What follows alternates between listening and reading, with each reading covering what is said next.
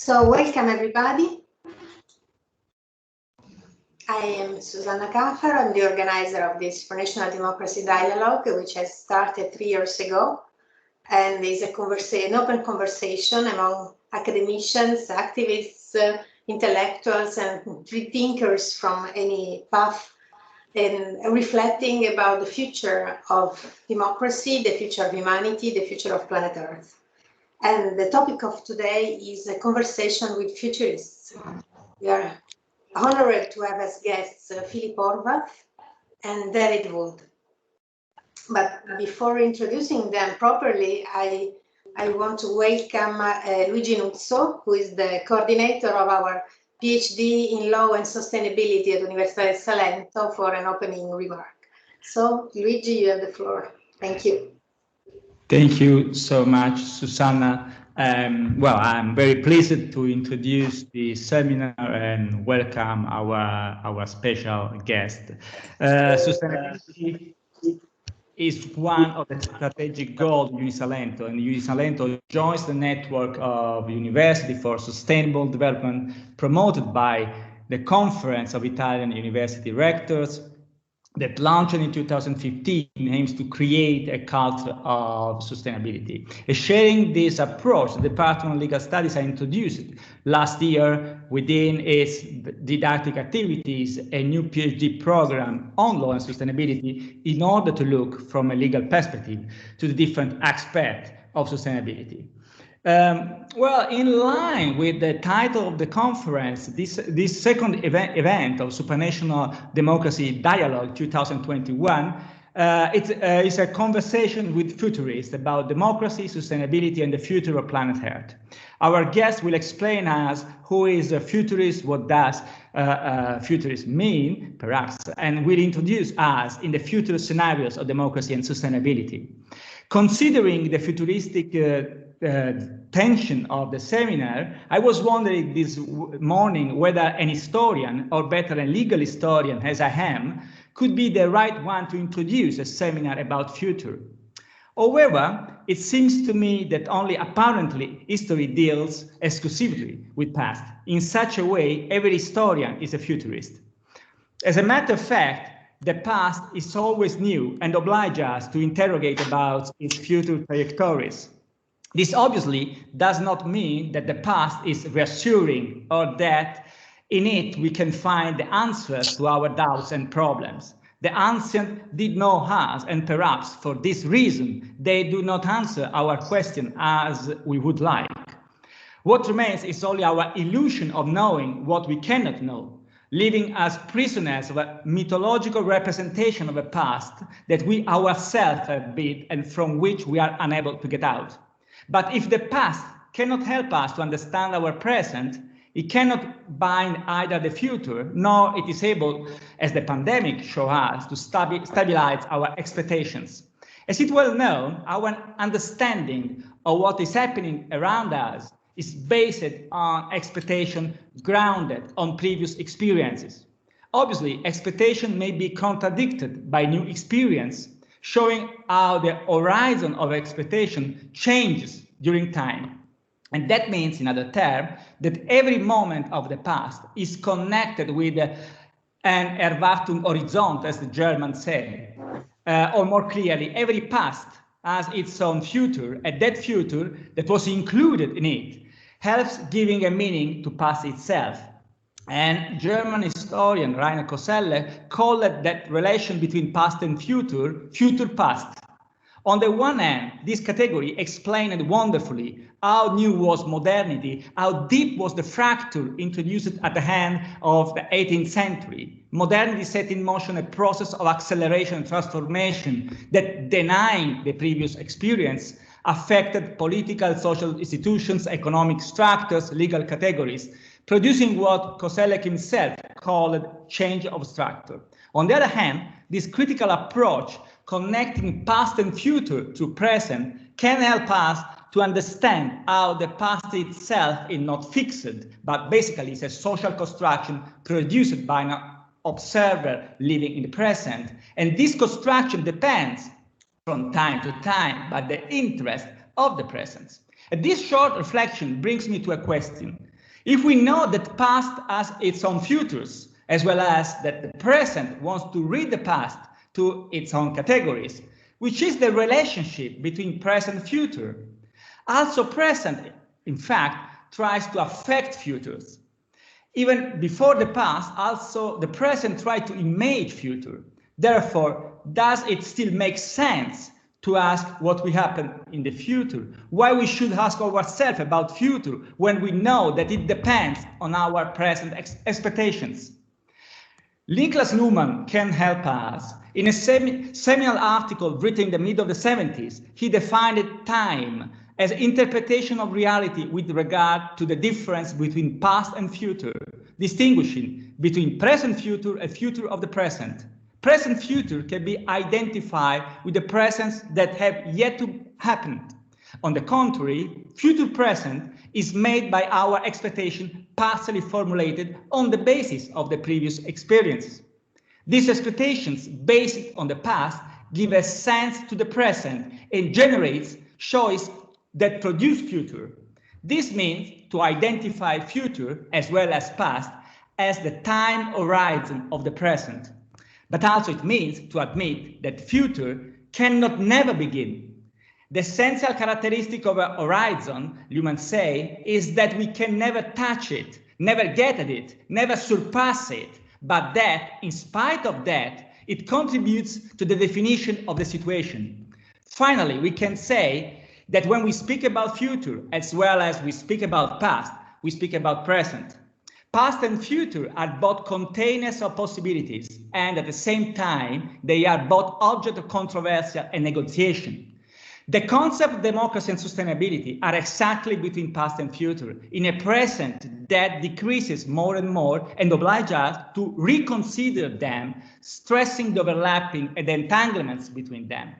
We take it for granted that democracy is capable of dealing with sustainability issues and that sustainability finds its favorable environment precisely in democratic contexts.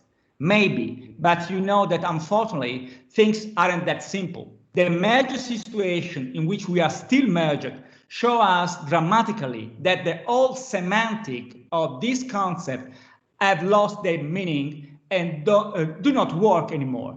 We are a new legal order that has not yet lasting and stable structures. It's a state of crisis and emergency situation that continually produce new and unexpected things and that carves out a gap between the previous experience and the expectation of the future. Becoming aware of this could help us to offer a better description of the reality, that is, a description able to problematize it, the reality itself, in a high, complex, and always new forms. Thank you very much.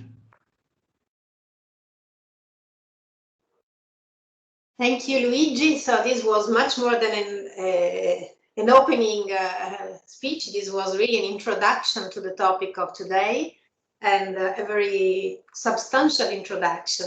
So as I believe that every moment and every event is a generator of infinite possibilities and possible timelines, and given the increased complexity of our societies, I really think that as the way we react is really what determines which of the timelines will be our future. I think it becomes more and more important for our students and for ourselves to learn keys for interpretation of reality and learn tools for adjusting to different futures. So in this sense, I think that a conversation about democracy and sustainability with so many changing variables as we have today is really grounded not only in our present, but also in our perception and open horizon of the future. So let me thank once again our guests, and let me introduce the first one, Philip Horvath. He's an international speaker, a teacher, and an advisor specialized in systemic and individual transformation.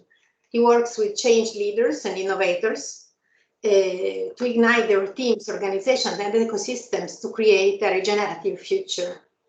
So following the wave of technology since childhood, all the way to the west coast of California, Philip has architected and integrated enterprise systems for global brands, worked with NGOs on using technology for their causes, and help next technology companies understand the cultural impact of their innovations. So thank you, Philip, for being here. I think it will be very useful for us to listen to you and see from such an interesting perspective our possible future. You have the floor, Philip.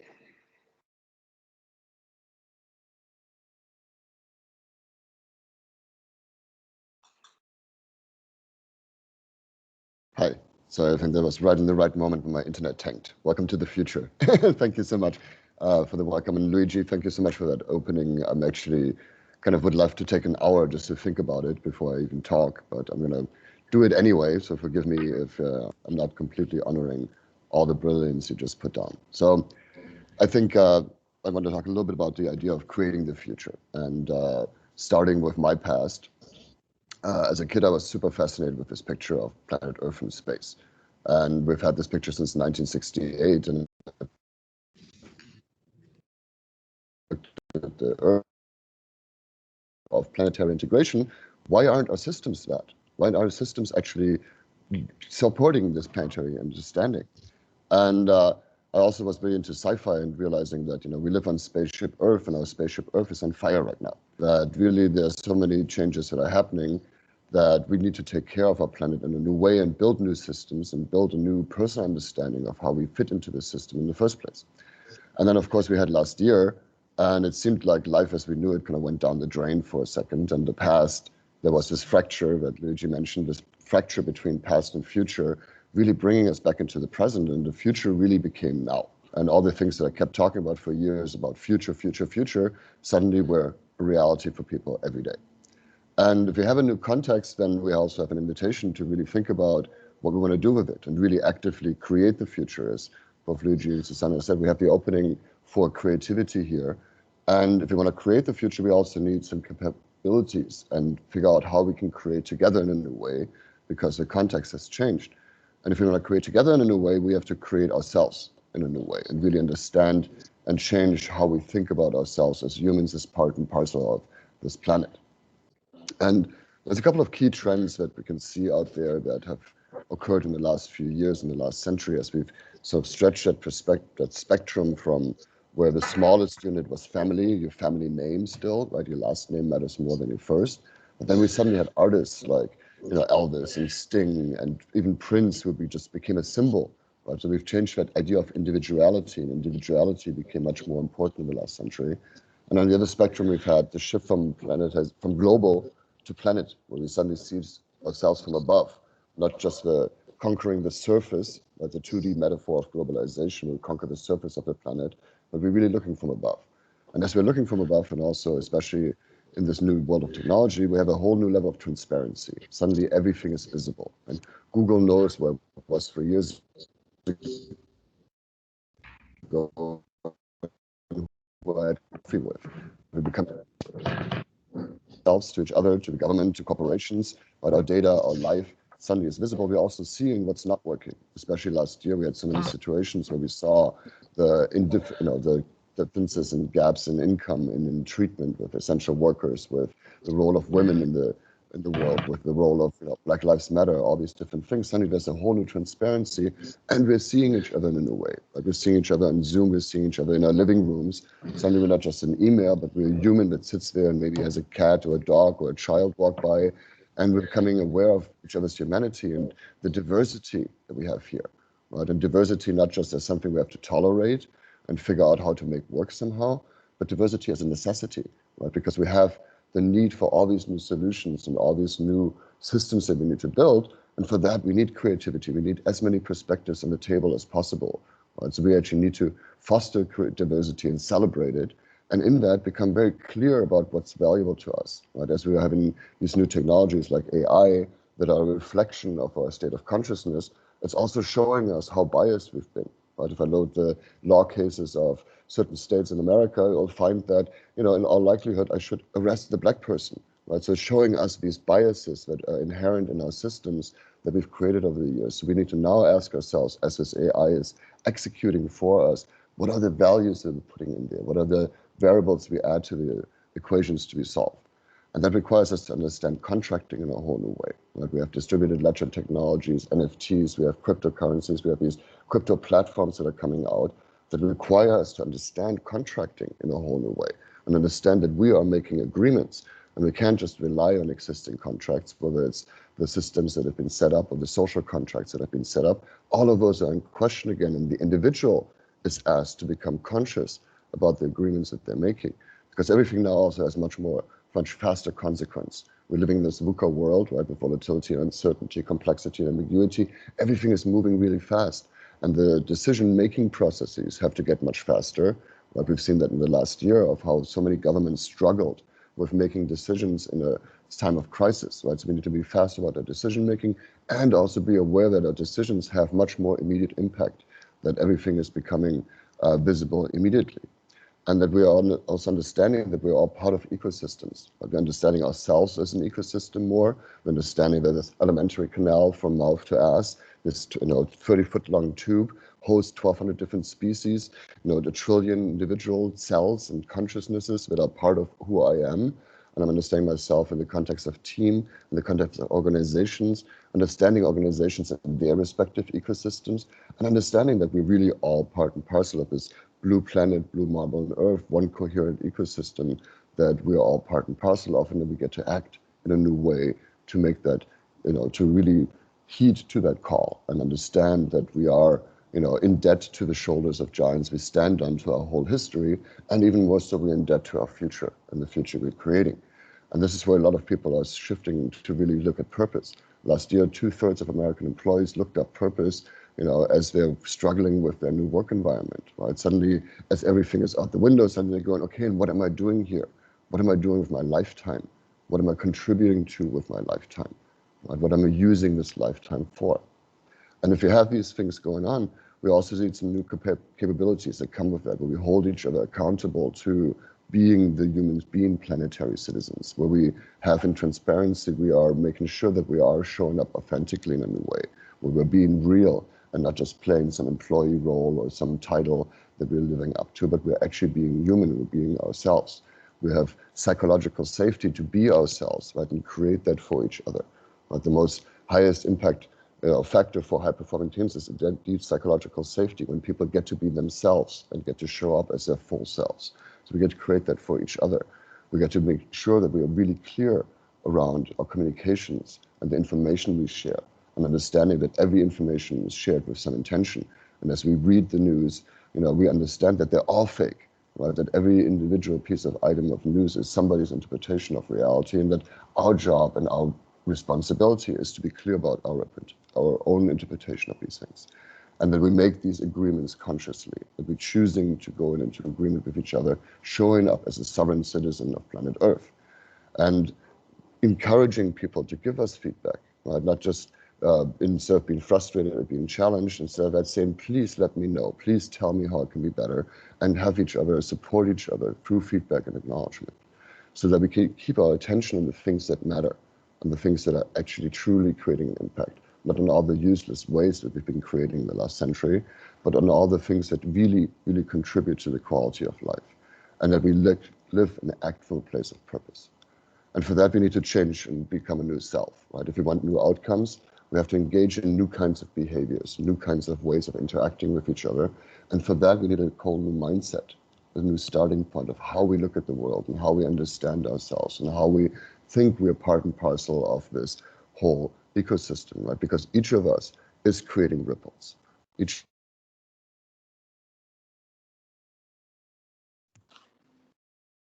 I consume with the conversations I have, and every one of us is creating these ripples. And if you think about culture and really think about a cultural planetary operating system, culture is that interference pattern that happens between the ripples. It's an emergent phenomenon. We can't just program it, we can't change it. And the revolutions of the past tried to change the environment, tried to change the individual by changing the environment. Now I think we're called for what Aldous Huxley called the ultimate revolution, which is that we change the individual in order to change the environment. We change how each of us is creating ripples and how we each affect the world in an understanding that then that creates culture, and that then allows us to create a new cultural operating system for planet Earth, for spaceship Earth, because as Marshall McLuhan said, there is no crew on planet Earth and spaceship Earth, there are only passengers. And so we're all called now to create the future. Thank you. Thank you, Philip. I appreciated a lot, especially this final remark on the role of the individual and of changing the individual to change the environment, which is really the revolution of the new perception, new mindset we are immersed in as we try to improve the state of the environment, changing the attitude of individuals. I'm now happy to give the floor to David Wood. Thank you, David, for being here. David has been a pioneer in the smartphone industry and is chair of the London Futurists and is in the Humanity Plus board of directors and executive director of Transpolitica.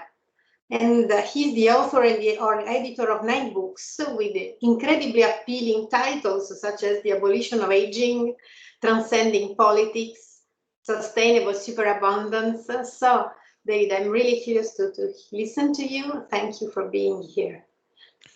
Thank you so much for the invitation to be here. And I want to echo straight away what we heard in the beginning from Luigi, that if we want to be better at foresight, we need to be better at hindsight as well. We need to understand the past, understand what people were doing in the past when they thought they were envisioning the future. It's not that history will repeat, but as the American author Mark Twain said, history will rhyme. So as you heard, my name's David Wood. I'm going to talk about this wonderful theme from the point of view of what I call active transhumanism.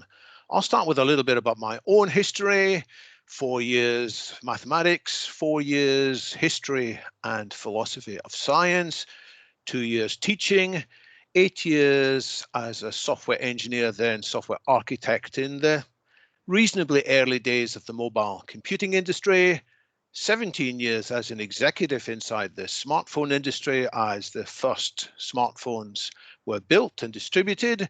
And my roles then included overseeing technical consulting, overseeing ecosystem management, and then overseeing research. And research, after all, is just another word for foresight. It's trying to understand what's coming next. For the last 8 years, I have been my own boss, an independent futurist, consultant, author, and speaker. And in parallel, I have chaired this non-profit meetup, London Futurists, which has gathered more than 250 times in public events, discussing some of the topics we are discussing today. And in my following remarks, I'll try and summarize some of the most important learnings. And in parallel, I have sat on the boards of some of the world's most prominent transhumanist organizations, such as Humanity Plus. But enough about my history.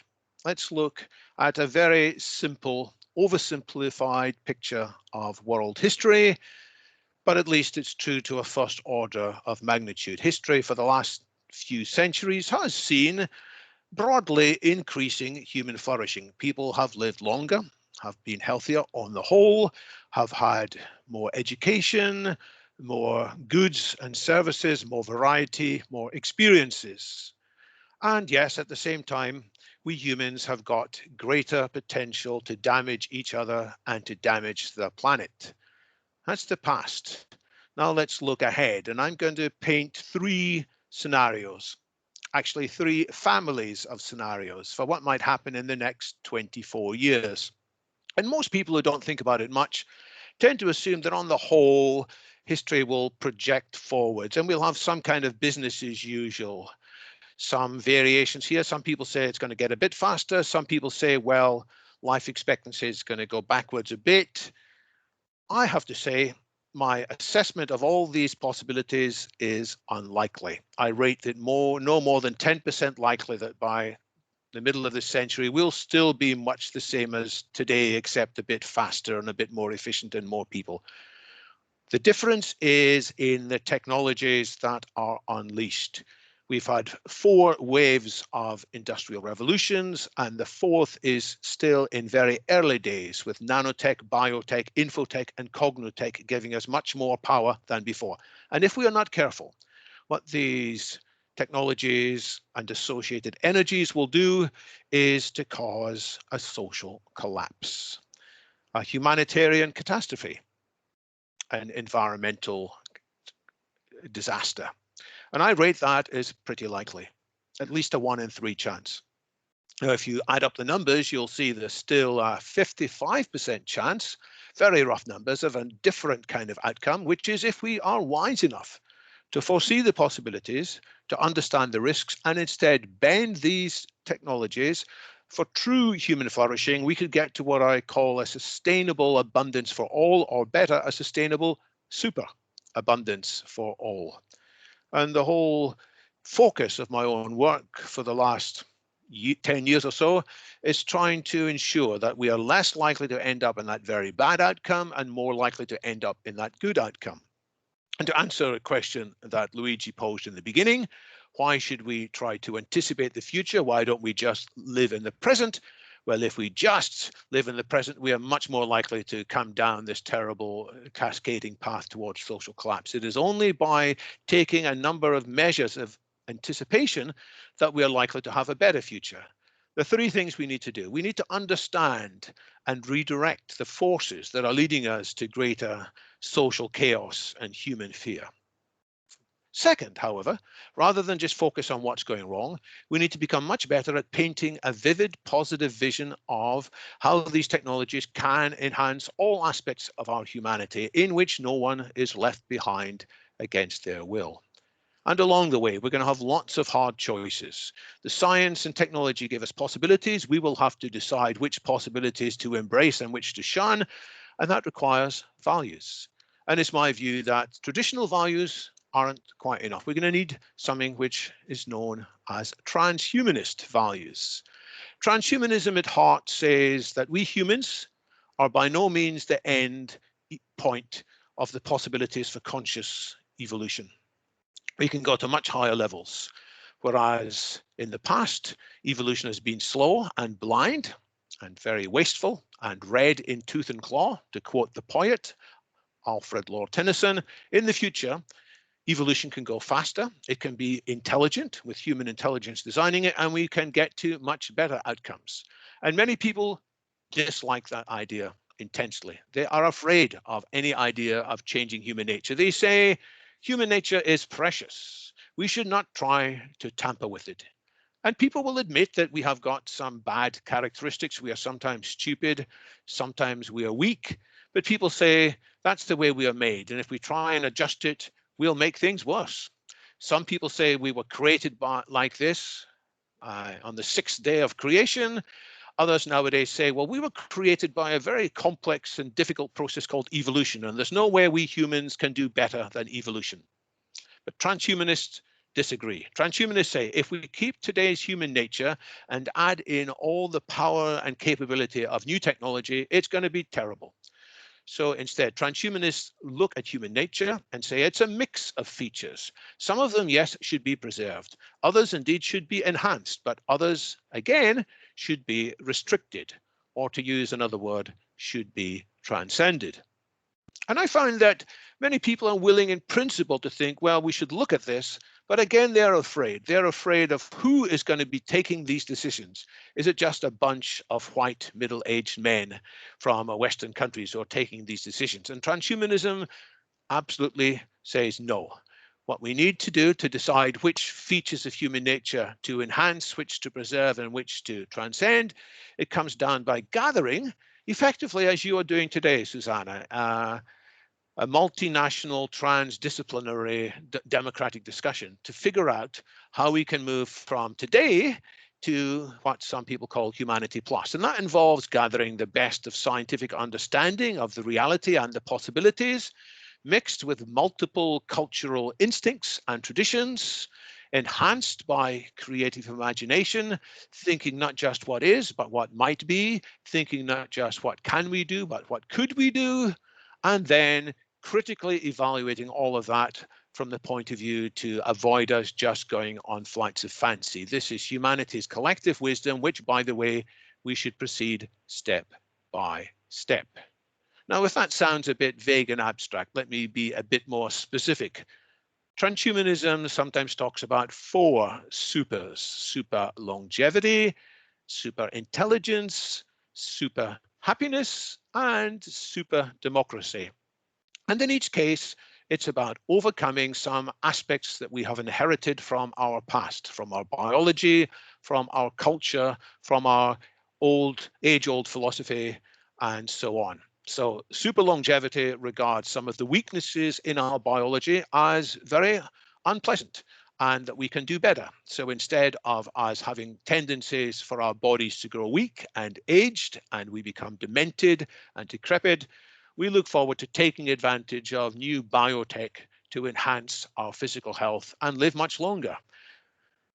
Superintelligence regards our collective stupidity, our mental blind spots, our cognitive biases, of which we have many.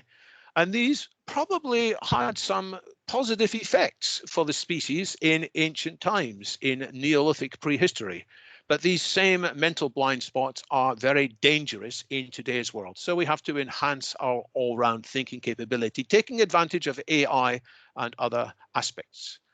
Super happiness regards our human emotional defects. Evolution does not care whether we are happy. Evolution just cared about whether we could continue to propagate our genes. That's why we often end up egotistical, depressed, alienated, and with needless suffering.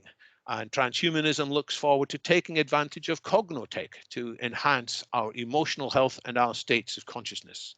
And finally, we need to look at the social dimension of human nature. And we have had from the past tendencies to fearing the other, to xenophobia, to divisiveness, to deceiving others and even deceiving ourselves, and to abusing power when we have it. And this should also be transformed by wise use selectively of technology, which I'll say more about in a moment. I'll just mention there's actually a 5th dimension of transhumanist rejuvenation.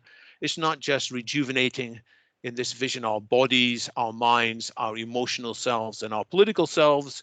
It's also rejuvenating our vision, our ability to see bigger things that are more captivating, a vision that is credible, inspiring, engaging, and inclusive. And that's what I offer as the transhumanist super narrative. But back finally to super democracy. What is all this about? Let's start with, let's go back in history. Government of the people, by the people, for the people, said by, amongst others, Abraham Lincoln in his Gettysburg Address. That is the motto for today's democracy. What does it mean? It means of the people. It means that people aren't just let to do whatever they wish, that we collectively impose limitations and restrictions on each other. We don't let each person decide how much alcohol they can drink before they can drive. We don't let each person decide by themselves how fast they think it's safe to drive their car. We don't let people decide where they carry weapons or explosives or how they pollute. There are restrictions, government of the people. Who implements it? People. It's people who include elected officials and employees such as judges and lawyers and policemen and civil servants, but overseen by elected representatives. And the key part of democracy is that the elected leaders are subject to removal in elections. Ideally, these leaders take advice from the entire population, not just the loudest voices, and they take advice throughout the electoral period, not just at elections. What's all this for? Why are we restricting people? It's for the people. It's for the well-being of all the people, not just an elite, the 1%, and complexes. Groups of subsets of society have no special privilege. Democracy does not exist for the military-industrial complex, as another American president, Dwight Eisenhower, warned us. Democracy does not exist just for big corporations, big pharma, big oil, big agrotech, nor does it exist for the sake of the press balance, nor even for the sake of politicians. So that's the picture. And the difficulty, of course, is it puts a heck of a lot of reliance on people. The best argument against democracy is, it has been said, a 5-minute conversation with the average voter. We are often shocked at what average voters think and say, and we wonder, how should we allow such a person to vote? Allegedly said by Winston Churchill, though Winston's estate denies he ever said such a thing. But in any case, democracy relies on voters having some autonomy, that they are not easily misled, bribed, or confused, that they have some elements of education into critical thinking, historical analysis of foresight, and more support to take the right decisions. So one point of view is that we can get a better society simply by having better people. But active transhumanism says that's not enough. There are irretrievably social dimensions to what we have to do. And we have to examine and apply technology to some of these social dimensions as well. So let me offer one enhancement of Lincoln's statement. Superdemocracy is, in the first analysis, government of the people, by the people, aided by technology and by institutions. Who's it for? It's for the people. And we can look at the roles of technology in real-time fact-checking, real-time logic checking, real-time source checking. More constructively, we can look at how AI in the future will creatively synthesize different views, pointing out compromises to which warring sides should be able to agree. And AI should allow us to simulate possible decisions in virtual worlds in advance so we can see whether they work or not. And that's all important, but it's not the most important things. The most important role of technology is to strengthen two inventions that already exist and which could be the most important inventions of the last 200 years. They are the invention of the mixed economy and the invention of separation of powers. The mixed economy, I don't need to explain, says that we can take advantage of many benefits of free market competition, but overseeing it to guard against market failures. How? By smart regulation, smart subsidies, and ensuring that externalities are valued. And many people dislike this idea. They say regulations are always slow and out of date. Subsidies always bias the market wrongly. Externalities can't be valued properly. I say with technology, with AI, we can do better. And we can move politics into a much faster mode of operation, as Philip was talking about. There will be faster decisions, but not just faster, better decisions as well. I believe also the mixed economy has important things to say about industrial strategy, freedom of press, and there are many things we might explore in more detail as to have better super democracy. So to summarize, I've offered two visions.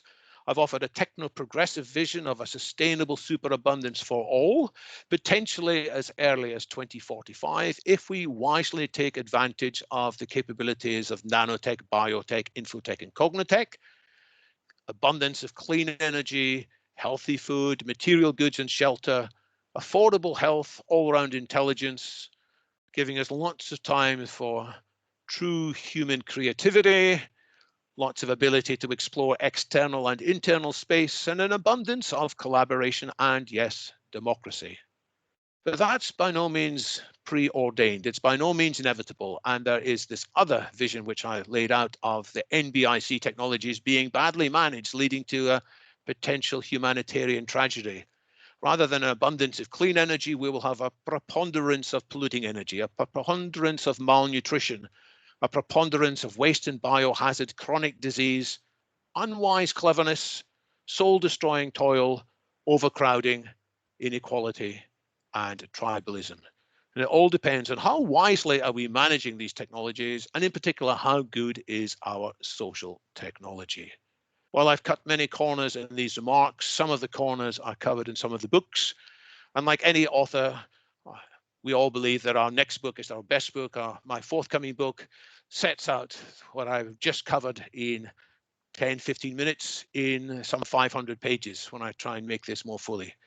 But thank you so much for listening, and I want to now get involved in what I'm sure will be a stimulating conversation.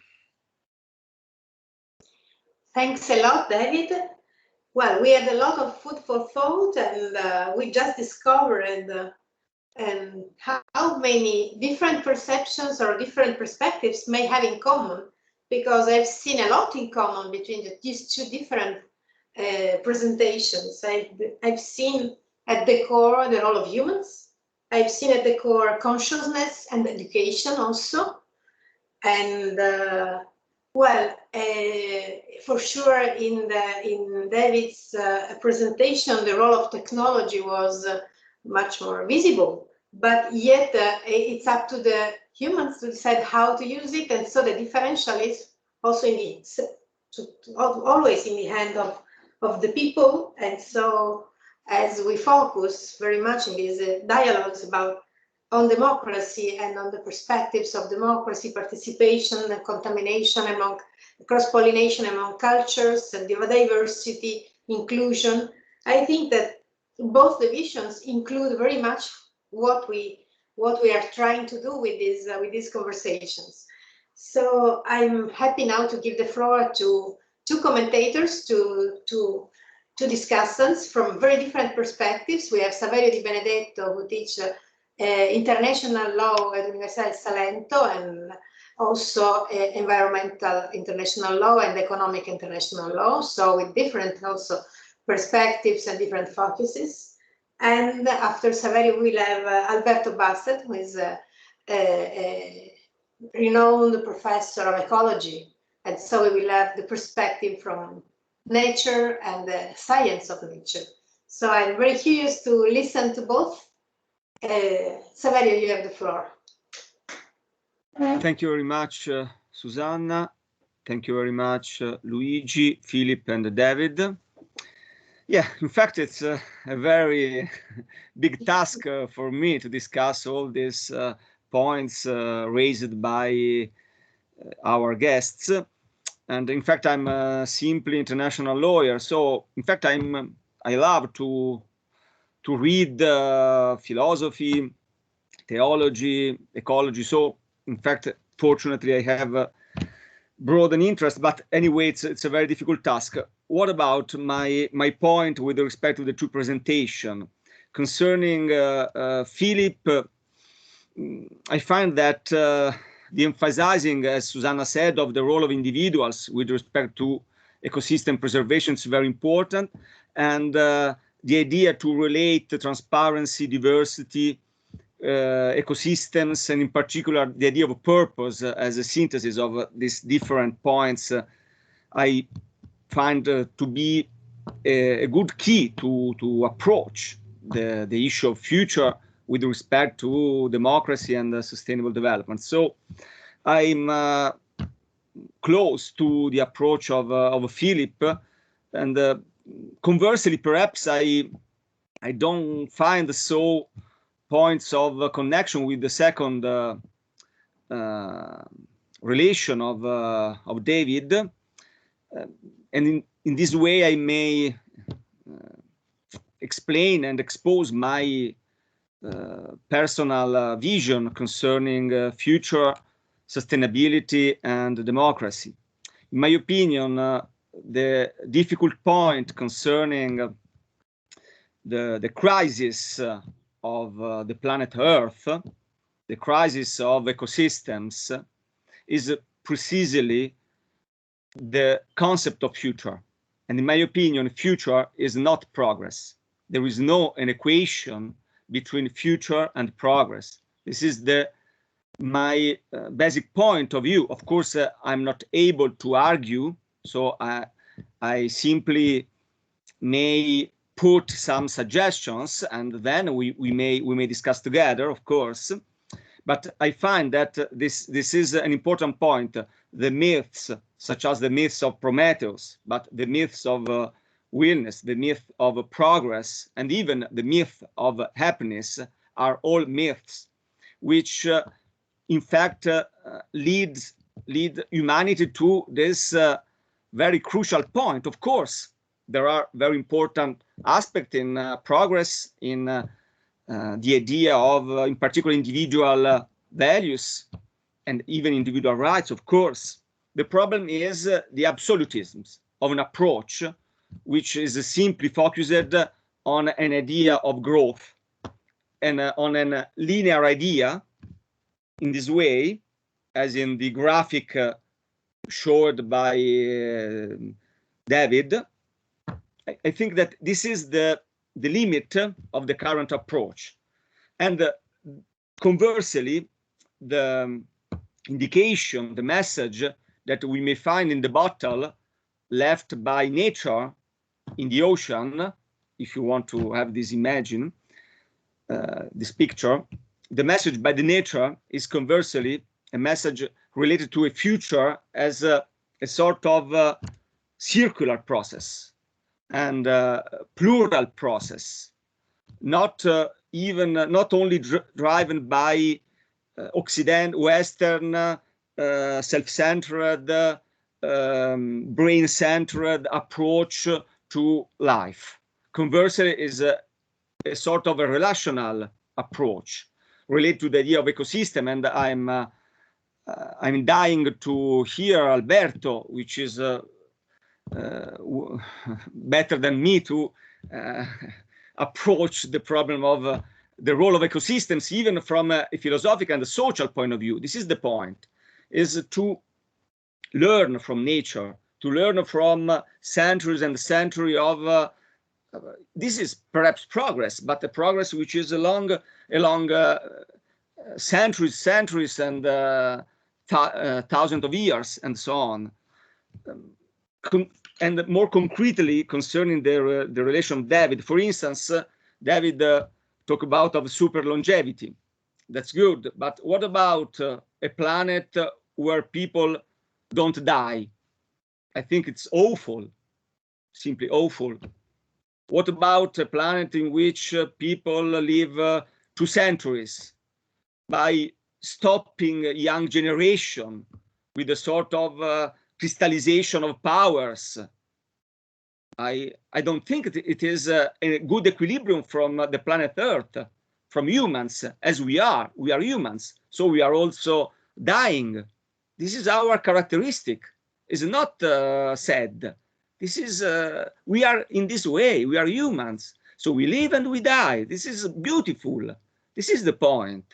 Super longevity doesn't exist because there is an increase of middle age, of course, but not an increase in maximum age. It is often 115 years. It is never reach 120 years. This is a scientific point. Since 20, 30, 40 years that there is this limit. It's very unlikely that suddenly there is a way. And I think this is a sort of control of our planet with respect to humans, with respect to the risk of an idea of humans as owner, as dominant on the entire planet. This is very important. If not, it's a myth of Prometheus, a myth of progress which does not fit with the condition of the planet, which is limited, and fortunately is it.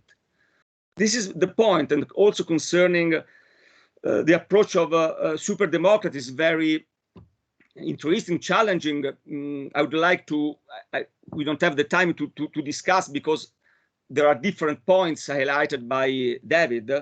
In my opinion, when you say democracy made by the people but with the technology, we should discuss about this. The risk that there is an elite driving the poor people. I think this is a risk, because there is the risk that a very reduced part of the world decide for the other. And it's very easy to understand which are this very little part of the world deciding for the others. So this is a risk. And finally, concerning the abundance, the conclusion of the relation of David, abundance of energy, of food, of goods, of health, but not, and not for chance, abundant of biodiversity, abundant of ecosystems. I think this is coherent with the construction of David, but is also a risk. So the fact that is just an abundance from a pure anthropocentric point of view, energy, food, goods, health, happiness, and so on and so on. We can live for the eternity. This is not the reality of humans. We are beautiful in this way, and as is the plan. We may improve, of course, and this is perfect. This is very desirable, but improve, not change our nature. This is my point. Thank you.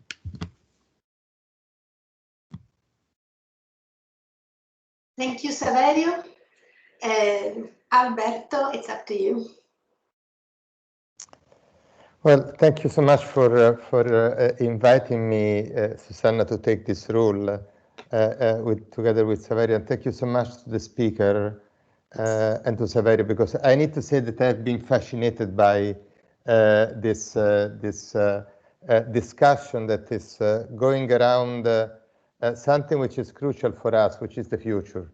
And then I think that from our perspective, all of us, we are trying to look into the future and to try and to see which are going to be the conditions that that allow us to actually have a better future than our present. So that is really a great challenge, and the challenge is really amazing.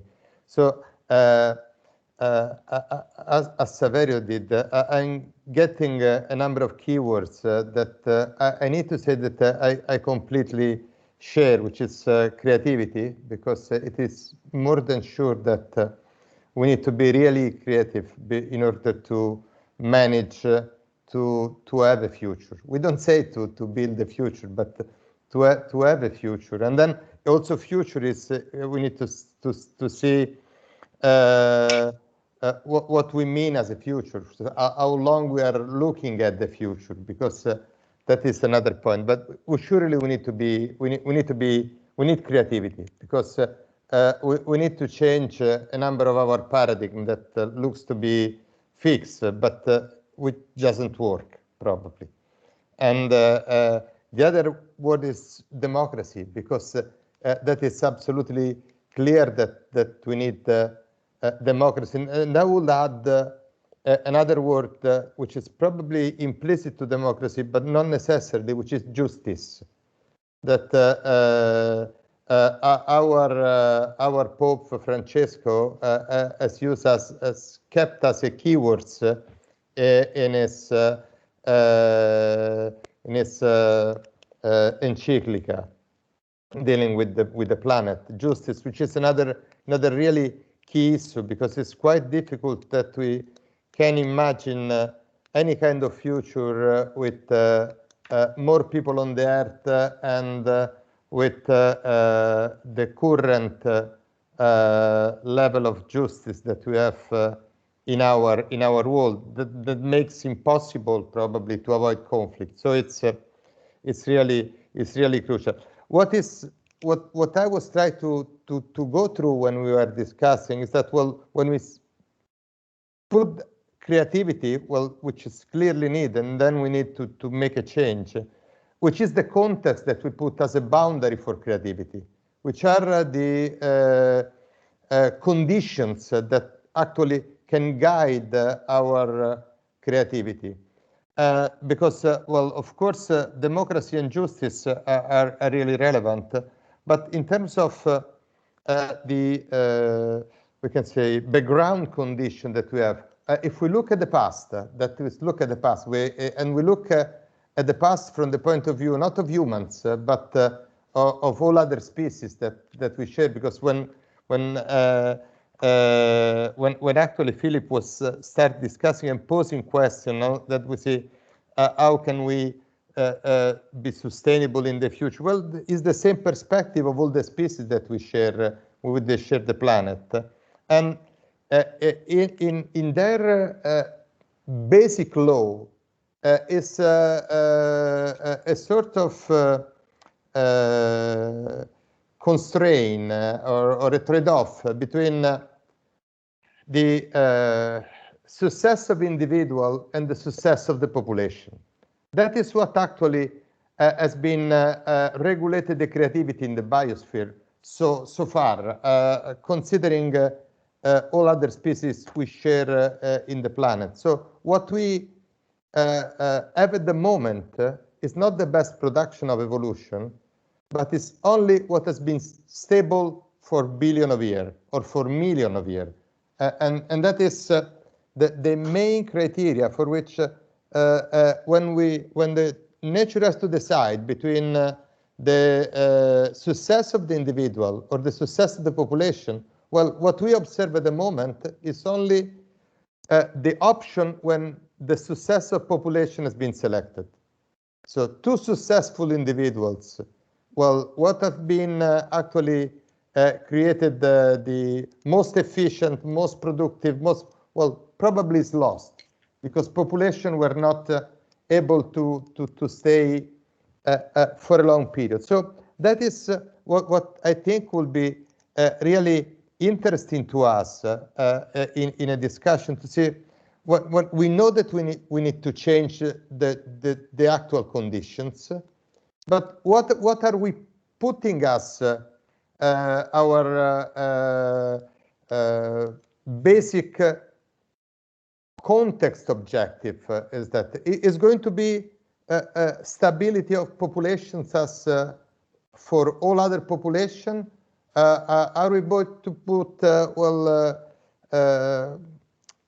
it's a bit, I think it's a puzzle that we can have, because we can then if we fix which is the objective that could be in principle saying discussing about sustainability, we could expect that it's something that is dealing with stability, but again, are we able to create condition where individual is taking more at the success of the population than to its own personal achievement?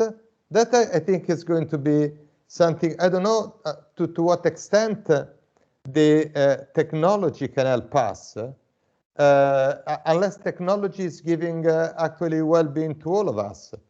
But all of us mean actually all of us, not only we that are here in the meeting, not only we that live in the Western country, but all of us at the global level, because until we have some discrepancy in our well-being, that is going to be really difficult to cope with any sort of stability. And then it's unfortunately what we're going to see. Or on the other hand, we can actually manage to find out a way of stability that are also used by populations, where we have some sort of, we can say, hierarchical control, and then the monopolization of resources from some individual that prevent the other. So that is also a strategy that is used by nature. What I'm going to say is that how can it cope with our concept of democracy, or well, the value that has been given to diversity, also in the discussion that Philip has raised now in terms of diversity as an actually richness that we are going to have. And I'm sure that is true, because in the biosphere, diversity is something which has a large cost. And so if it is a large cost and is successful, means that it has to have a large value. So that is point a number of points that come to my mind attending to this discussion, and I really thankful the speaker, because it has been for me fascinating. I don't know if this doubt that I was posing can be picked up by some of the speakers, but I think that all together from the different perspective, step by step, we can take one of our doubts and try to some way put with potential solutions. That is what we should have then at the very end, potential solution that bring us outside our current threat. And so thank you so much for your attention. Thank you, Alberto. And I see two main fears in what both Saverio and Alberto have said. This fear is that we could not be able as human species to overcome inequalities, because all the beautiful future we could have thanks to increased awareness and increased technology and better systems would be verified if we cannot overcome these current inequalities and the risk of increased inequalities. So maybe this is the mother problem of all the other problems. Once we can overcome, we can have food for all and knowledge for all and education for all, then we can think of better political systems and economic systems, because as David pointed out correctly, the elector is crucial in order to have good governance, and in order to have good economic governance, we need to have good governance. And so I see a circularity among all these different problems, because once we have good governance, then we can manage inequalities. But until we have inequalities, it's difficult to have good governance. So I would like to open the floor to everybody who have short questions before giving back the floor to our panelists, to Philip and to David, for the replies. So I see the hands raised by Antonietta and by Jeffrey. So please, Antonietta, go ahead. Antonietta is an international lawyer working on human rights, so very up to the point, I think. Thank you, Susanna. Thank you, Susanna. Thank you to convene such a very interesting and inspiring meeting. I'm also grateful to the speakers and to the discussant for their comments. So I have just I have a lot of points, but I would like to focus on few and then to have the views of speakers and discussants. Because I think that there are, as you rightly noted, many points in common in the different presentations. And one of them is in relation to inclusiveness. As you already said, without fighting discriminations, we cannot have good governance. So I'm trying to be more clear. So when Saverio mentioned, and I totally agree with him, the reference to growth, we cannot base a heavier, we cannot have still a system, an ecosystem based on growth. So maybe we should switch on the term progress, which is different, and it is far from the horizontal line that already Saverio rightly mentioned. And progress means to include also the past. And when I relate to the past, I relate to tradition, local tradition. Think, for example, on agriculture, on fisheries. Many local people use a very historical tradition to get food in a respectful way of the ecosystem. So to advance, maybe we should include such kind of traditions. So no good governance is possible without an inclusion of all local populations. And I think, for example, around the Mediterranean basin, we have a very richness and plural, as Saverio mentioned, plurality of traditions. So I would like to have such the opinion about that point. And the other one is for Alberto specifically, because I am very interested in working with the network on climate change into the Mediterranean basin, about in relation also to discrimination. So in natural sciences, discriminant is a positive thing. Is a positive thing, right? So what is your approach, your meaning in the reference to discrimination? Because for a jurist, discriminate is a negative thing. For a natural scientist, I think not. So I'm really happy to have the answer from Alberto. Thank you very much. Thank you, Antonietta. Jeffrey? Okay. Among the speakers I heard or absorbed, especially what David had to say, I liked the graph of the arrows going up and down. I think it is perfectly true that we have options before us. I'm not sure about the percentages. Today, especially because of technological advance, I think the potential for collapse is perhaps larger on one time scale on the other than perhaps appeared in the graph. Also, we know that all human societies in the past have collapsed.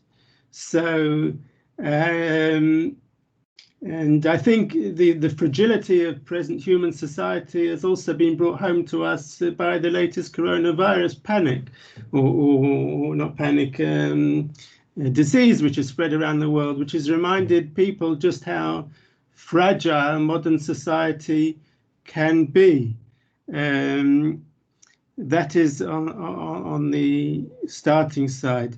On the more detailed side, it is an interesting viewpoint of the role that technology could play in improving society. I think this does reflect maybe some of David's own past, etc., seeing technology as being valuable. There's no doubt technology is a valuable tool and it's essential. However, one does have to analyze what the real problems are. One of the big problems is not technological. It is democracy itself. Basically, democracy gives a voice to the population, which is better than the population not having a voice. But it does have some flaws, especially when we're talking about the big ecological questions. The one thing which I think we're all well aware of, and maybe this the supernatural democracy dialogue is pointing to, is that individual countries have their own individual electorate who don't necessarily care in the least what happens in other countries for 90% of them, which leads to decisions being taken in one country. This is especially true also in the environmental issues, where the rich countries basically have very little, in practice, care what happens in the poorer countries. But there's another problem as well with democracy, and it's perhaps even more difficult in that the future generations are not represented at all. And decisions being taken nowadays by politicians who are elected for a few years don't represent the interests of generations which will to come, and not just generations to come, even people that will be alive in 20, 30, 40 years, whereas politicians or governments could take much more serious action to rein in climate change, etc. At the moment, they don't have I know what goes on in Israel especially, but they don't have the electoral pressure because those generations are not represented in the electoral process. So I think historically people, or at least some thinkers, were aware that democracy in itself could be problematical. I mean, the approach of Kant especially was that democracy had to be limited in order to ensure that electorates did not take short-sighted positions which would in the long run prove detrimental to themselves. So I think to get back to the point I was making, I think one has to think of democratic reform or electoral reform or governmental reform, and this is not an easy question by any means, and I'll be happy to hear ideas on that topic. Thank you, Jeffrey. If there is anyone who wants to take the floor before we give back the floor to our panelists, is welcome. I don't see anybody, so I give the floor back to Philip for a reply. It seems like David had his hand up, so I'm gonna let Anna, if you want to go ahead and start, because I think you had a few points where you're like, oh. So do you want to go ahead?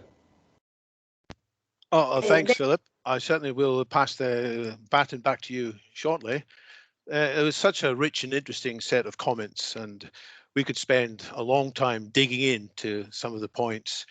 I accept that I made a couple of mistakes in my slides. I should have included the word biodiversity. I cut too many corners, and by cutting that corner out, that was a step too far. That's a fair point. And in terms of the risks of decisions being taken by just the 1%, and as a result, perpetuating more inequality. And I tried to say that was very much on my mind too. And I accept the points that Alberto made about we need to emphasize more the justice and equality or fairness to avoid the risks of a growing inequality. So I accept these points, but how are we going to address it? So I would say, we need the transparency so that we're more aware of what's happening, so that people can see clearly the actual data in terms of what's happening in different parts of society. And we need a division of power. The very worst kind of democracy is when all the power goes to a central group and it's becomes almost like a dictator. And so that's why I said the division of power was such an important invention in the past. And that involves transparency. It involves having viable alternative parties able to come in. It involves powerful judiciary, powerful media to expose what's going on.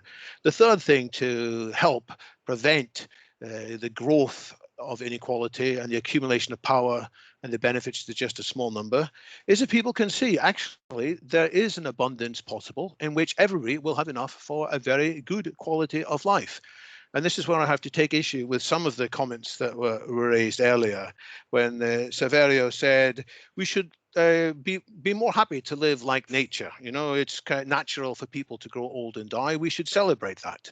Well, I want to say there are many things in nature which I don't celebrate at all. Of course, we can learn from nature. But if we look at the human condition, for most of history, huge numbers of people died very young. Many children died very early. Women spent so much of their lives in childbearing. People died in their millions, billions from malaria and tuberculosis. Should we say, let's just accept it? This is natural. And indeed, some religions said, let's accept it. And there was the idea of karma. If your children are suffering, don't intervene. It's because in the past life they did bad things. Thank goodness doctors said, let's play God here. Thank goodness doctors said, we can do better. This so-called natural state is an abomination. So thank goodness we can extend people's lives. I think there has been progress. People are healthier, that we have more human rights than before. I'm not happy with the idea that says there's no progress at all. I think people need to see a vision of a better progress. If the only picture we show to people is a world of things going backwards, things with less, it's not an inspiring future. And that's one reason why people put their heads in the sands and live in the present instead of thinking about a better future. In terms of can we have more without having a worse footprint, a worse impact on the environment? Absolutely we can. When I say more, I never said we want to elevate the GDP. The limits of the GDP as a measure of human well-being are very well known. There are many other ways of measuring human flourishing. And I recommend strongly the book by Andrew McAfee, the MIT economist. There's a recent book, More from Less, in which he points out that from the last couple of decades, we have had a lot more in terms of human flourishing with having less impact in many ways on the environment. Not yet in all ways, and McAfee is no naive person. He recognizes that we still aren't doing enough to address global warming, but in many other ways, our impact on the environment has actually got less. So indeed, we should find better ways of measuring flourishing, and it involves creativity, it involves collaboration, it involves biodiversity. That should all be part of a bigger picture of what we are trying to optimize. And some governments, give them their credit, are optimizing this. I look at New Zealand, even Scotland, Norway and Finland in various ways are putting some of these measures as more important than the economic well-being, and that's entirely right. And in the future, governments' economies should be evaluated, not just are there more profits being made, are there more flows of money, rather we should be evaluated how easy is it for everybody to have a high quality of education, a high quality of accommodation, and so forth. And as final comment, as for the idea that a world in which nobody dies will be awful because we'll become full up, there are many answers to that objection. All the literature from transhumanism addresses this at length. We can change how we are feeding people. We can avoid reliance on growing animals, filling them full of protein and then slaughtering them. That's a very inefficient way to feed people. We can feed people much better by synthetic biology, lab-grown meat. And in due course, not in any hurry, in due course, we can gradually move into outer space. And there is plenty of vision for that, how that may happen. That doesn't need to happen anytime soon. We could have up to a century of small growth, and still there's plenty of space on the world to look after many more people. And I realize that's a counterintuitive view, and I realize that people will say yuck, but after all, people said yuck at the idea of letting women vote. How terrible it would be if women would vote. How terrible it would be if factories weren't allowed to employ children. How terrible would it be if minority groups had equal rights. This kind of yuck feeling is not a good basis for us to take these decisions. We need to move beyond that future shock. We need to be a little bit more thoughtful, be prepared to accept some creative possibilities, and yes, use our critical faculties. But when you weigh things up, there is indeed a credible vision of an inclusive superabundance for all. And that's what I will spend more time exploring, if that's possible. Philip. Beautiful, thank you so much. But one of the things that I really like about our conversation so far already is that, for me, I think a key to the future is overcoming dualism, that we get into a yes and, right, rather than an either or. And in terms of creativity, you know, this is where we're in a phase too, where we need to collect more perspectives before we contract again to an answer, right? And to really be open to hope and being okay with our paradox of life and our life, right? The paradox of human is that I'm going to die in all likelihood as of now, you know, with all this life extension work. In all likelihood, this is going to go away in this generation still. Maybe one day we live longer, who knows? And honestly, I can't care about that because my lifetime is that limited. And it's really that integration. If we talk about present, future, past, right? I love the integral in math. If I look at my own life, you know, I have a certain amount of moments available to me, and eventually I'm going to be dead. And so how am I using these moments, right? And the integration of my lifetime, really being in the now, truly where I'm incorporating past and future, and I'm here, suddenly I have a very different perspective on my moments and making use of my moments, really coming into that purpose again, and what I'm doing here with my life. And I think that's the invitation that we have as humans, is to say, what am I doing with this lifetime that I have here? You know, I mean, what am I creating? And that, you know, really death makes my life beautiful, makes every moment precious and magnificent. And I think that that appreciation of that, and again, that integration of the paradox of time and present and future, to know, hey, I live for the moment, and if I live every moment with the view on the most impact and the best impact I could have as part of life by the end of my life, then I'm probably going to be somewhere in the right ballpark, right? And that I integrate the differences that we have, where even, you know, I kept thinking about technology and this idea of augmented intelligence as we're talking here, right? Because grandma had a cookbook, I had YouTube.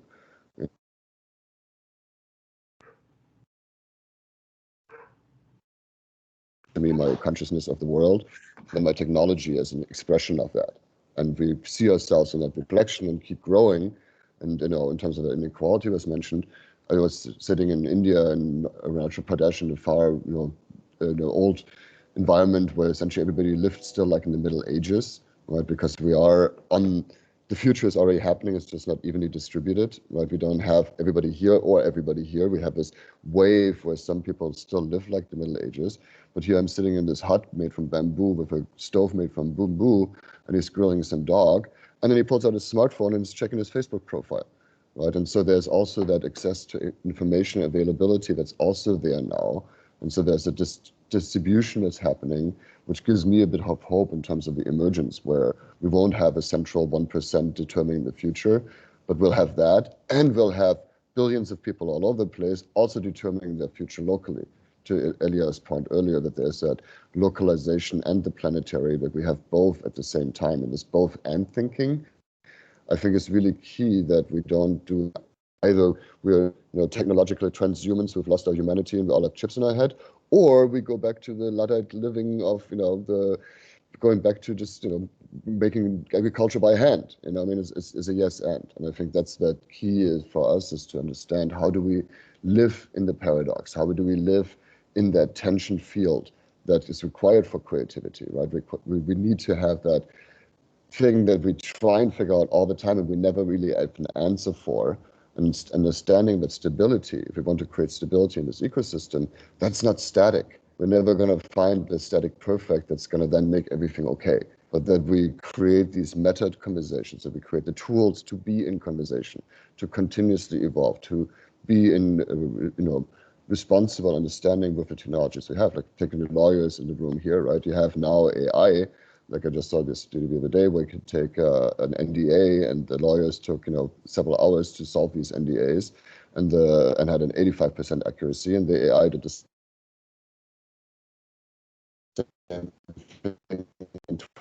65% accuracy. Being the ones who choose value, right, and choosing of what variables to put in the equations, right? And so it's not an either or, either the technology does it or the lawyer does it, but it is really in that combination, in that dialogue. And I think this is why also these conversations like today are so important, that we stay in the dialogue, that we keep adding more perspectives, that we keep challenging ourselves and keep questioning ourselves, and knowing that none of us is right.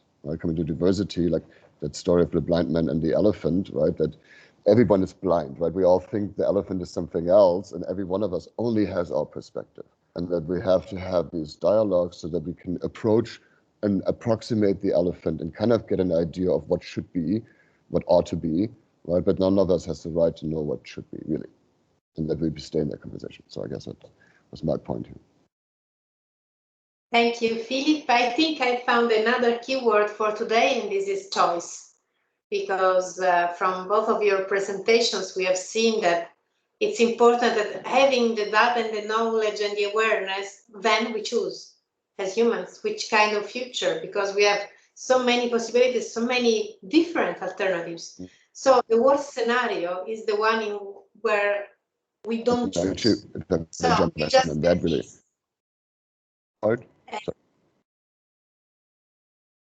And so choosing not reacting, this is, I think, the main message, together with creativity, with education, with awareness and consciousness. But before we go back to Saverio, if there is anybody who wants to take the floor for a very short comment, because we are going to close in 10 minutes. Is there anyone who wants to take the floor, who has not spoken yet?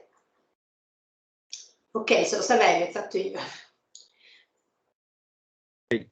Okay, I keep on with my role of discussant, so I have to react, and I think that this is a very good point. So to discuss the ideas, yeah, it's beautiful to discuss even with energy, because this is the sense of ideas and of progress, if you want, of ideas. So, dear David, in fact, is not.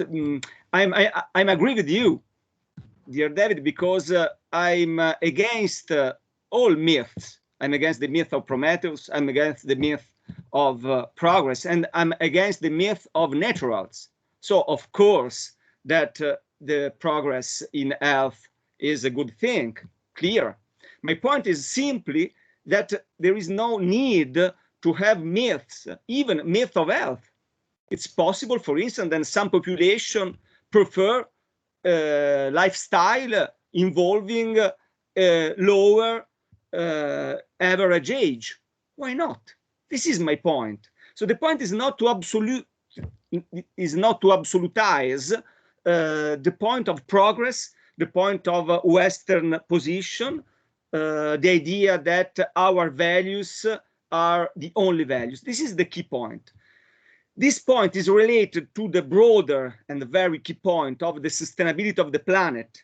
We see that the trend of our progress is a trend against equilibrium of planets. And this is said precisely by scientists. So you correctly love scientists. Well, listen, scientists. More than 15,000 scientists 5 years ago on the review Science said that this kind of trend is very dangerous, not for 2045, but in few years.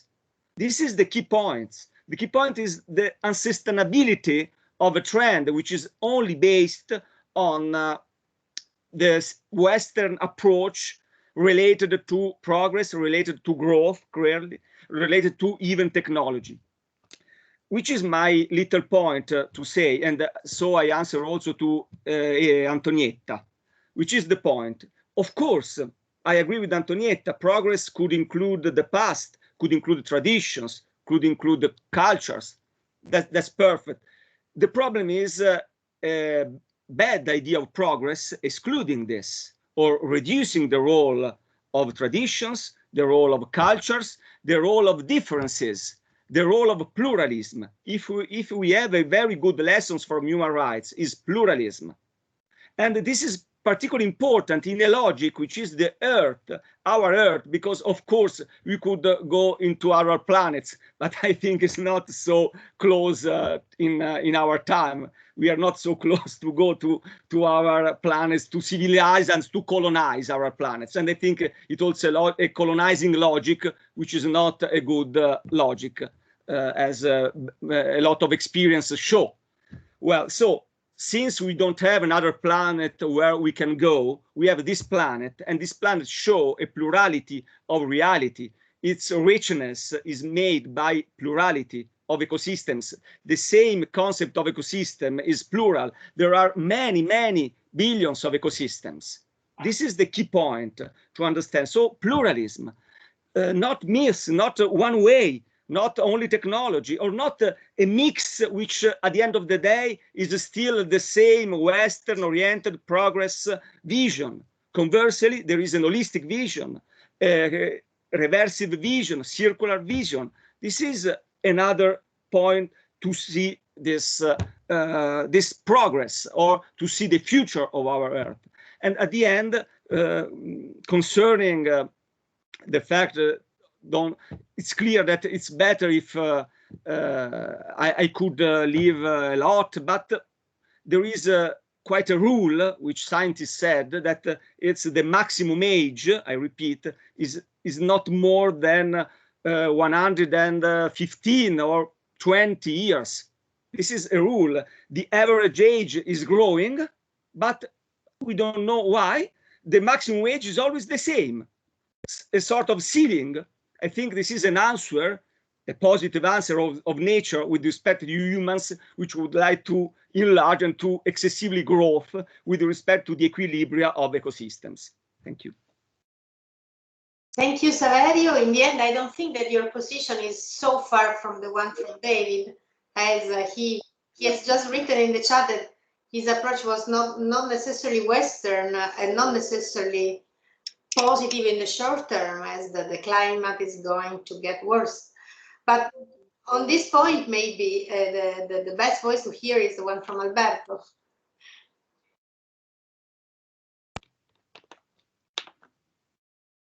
L'audio. No, I think that Saverio was actually spoken from the point of view of the ecologist in a perfect way. I want only to give a reply to Antonietta, who discussed about discriminant and discriminancy, that we see in the ecosystem as a positive thing because we see what is winning. And then we see that the value of diversity, the value of sociality, which is actually we can quantify, because what we can see is that being a diverse community, or a really richness of ecosystem, has a cost, and there's a very high cost, as the sociality has an impressive cost. And since it is successful on the long term at the biosphere level, it is clear which is a value. But on the other end, well, the ecosystems are very harsh, and then living the ecosystem is very harsh. So if you consider that there are species producing hundreds of thousands of offspring for every reproduction, and then only very few are then selected for, and all the other are subject to very strong discriminancy. Well, that is good and bad in ecology as well. But what is really great is that actually we can see and we can measure the value of sociality. We can measure the value of diversity. We can measure the value of innovation when the innovation is for the sake of a common good. That is, I think, what we can actually see, and I think is positive, and we can look at for. And then I need to thank also Philip for quoting probably Bob O'Neill, which is example. We can say that Bob O'Neill actually is a very creative scientist, which is producing a lot of innovation in ecology. So I really was happy about the blind guy who was trying to look at, I think his book on hierarchical concept of ecosystem is one of the more pleasant lecture that I've had in my life. I was really inspired by it. So thanks for the quotation. Yeah. So David, if you want a few minutes to reply to Jeffrey. Yes, fascinating discussion. I want to agree with Saverio that actually things are urgent. And although I spoke about 2045, I should have said that whether or not we have a good future probably depends on actions we take in the next 5 years. That unless we take enough good actions in the next 5 years, we may lock in climate change interactions which can no longer be stopped. We're already seeing very worrying things about the north-south current in the Atlantic Ocean, which is less stable now than it's been probably for 1,000 years. This is very worrying.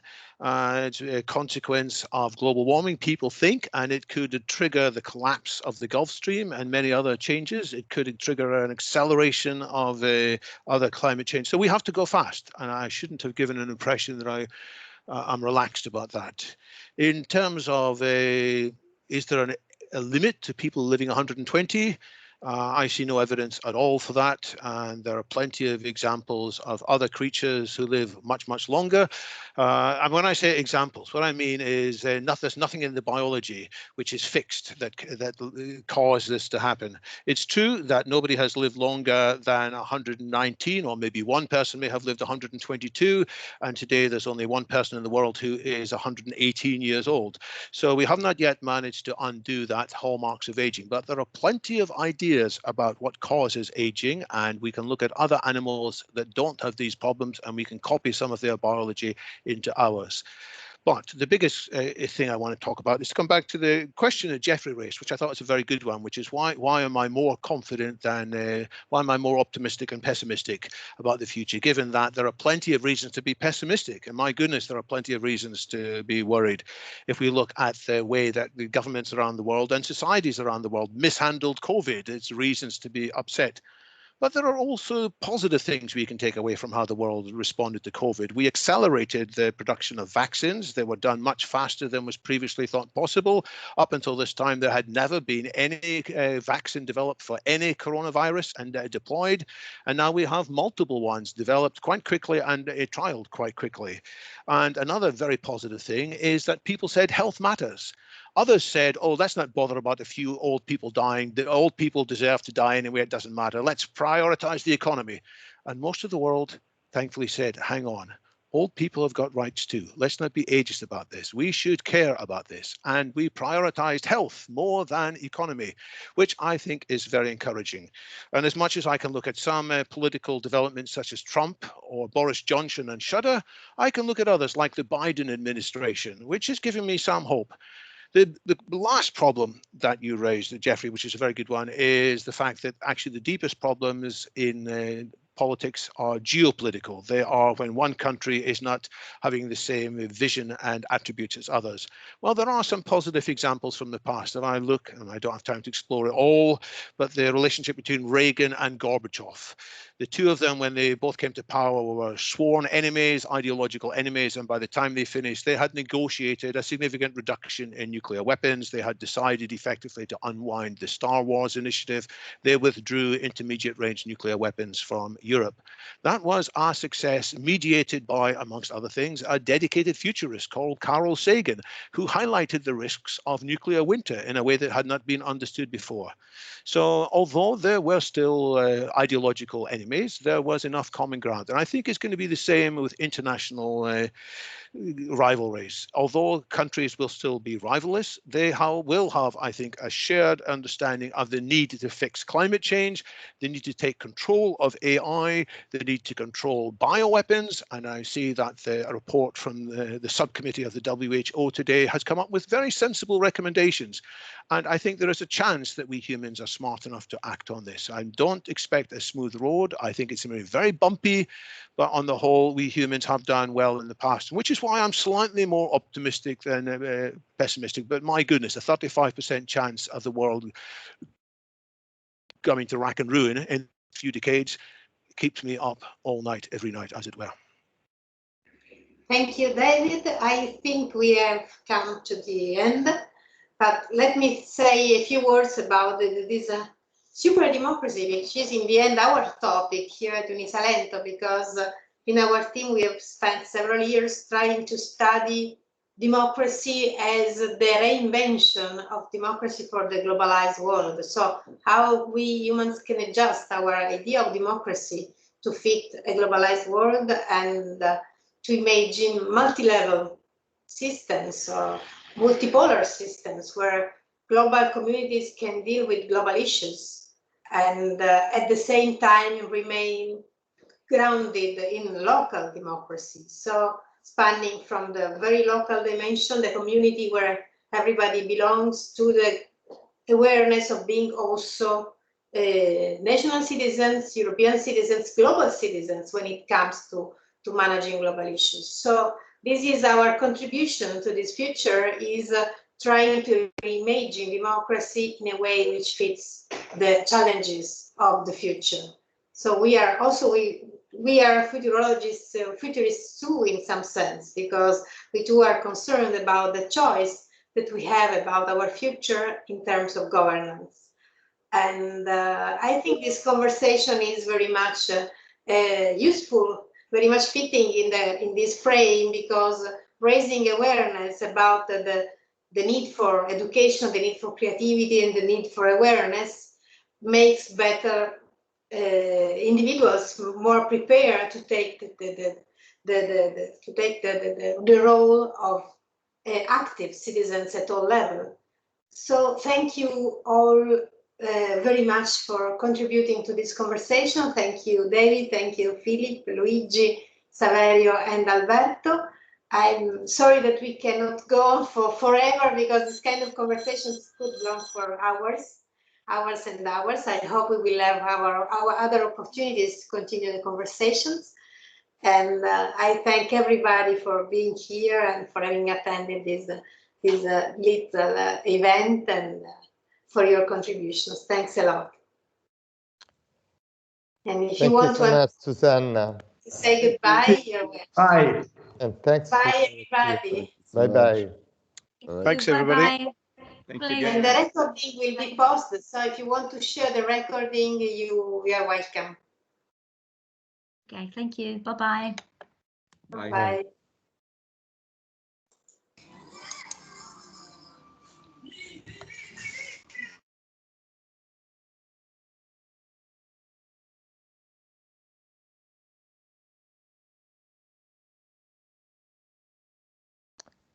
Susanna, arrivederci, è stato piacevolissimo.